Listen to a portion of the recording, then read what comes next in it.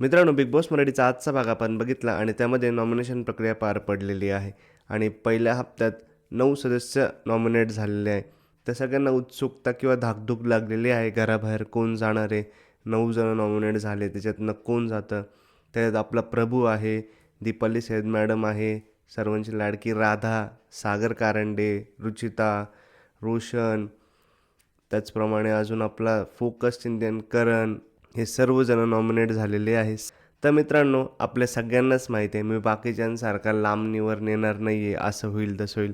सगळ्यांना माहिती आहे की बिग बॉसचा हा इतिहास आहे. पहिल्या हप्त्यात बिग बॉस कधीच कोणाला बाहेर काढत नाही आणि आज त्यामुळं कोणीच बाहेर जाणार नाही. ह्या हप्त्यात भाऊचा धक्का होईल, सावडी होईल, परंतु घराबाहेर कोणीच जाणार नाही, हे मी तुम्हाला आजच सांगतो मित्रांनो.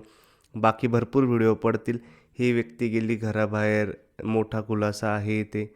पण पहिल्या हप्त्यात कोणीच घराबाहेर जात नाही, हे तेवढंच खरं आहे. आणि जर का ह्यावेळेस बिग बॉसने नवीन ट्विस्ट टाकलाच, तर मी सांगतो तुम्हाला, आपल्या प्रभूला बाहेर काढतील ते. प्रभूलाच 100% काढतील, जर का त्यांनी ट्विस्ट आणला तर. नाही तर माझ्या माहितीप्रमाणे का कोणीच बाहेर जाणार नाही आहे.